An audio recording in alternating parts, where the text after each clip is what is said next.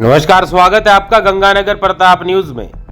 संत कबीरदास जी की 628वीं जयंती के पावन अवसर पर नगर में ठंडे पानी की छबील लगाई गई।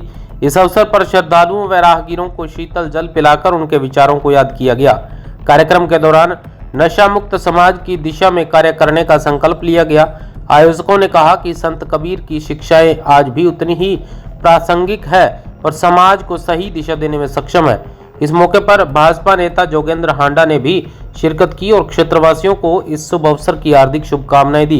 उन्होंने कहा कि संत कबीर के विचार मानवता, समानता और नशा मुक्त जीवन को बढ़ावा देने वाले हैं और हमें उनके बताए मार्ग पर चलने का प्रयास करना चाहिए। गंगानगर प्रताप के लिए पदमपुर से गणेश तनेजा की खास रिपोर्ट। बेटे इस देश को छोड़ के चले गए, ये हमें बहुत बड़ा दुख है।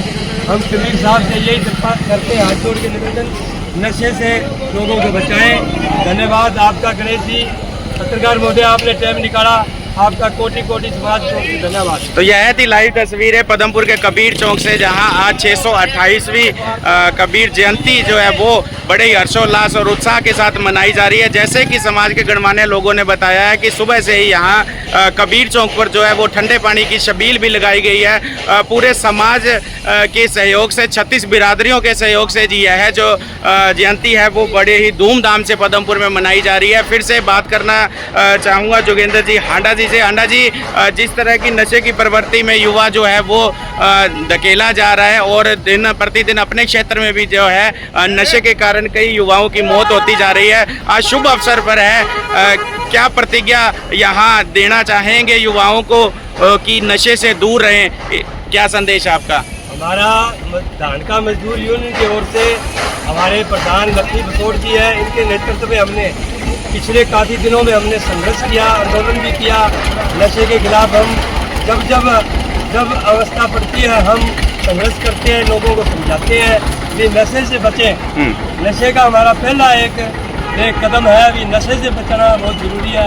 आज बहुत समाज में त्राही मची हुई है, कई घर उजड़ गए, इसलिए हम नशे पे हमारा समाज काम कर रहा है कि नशा छुड़ाया जाए।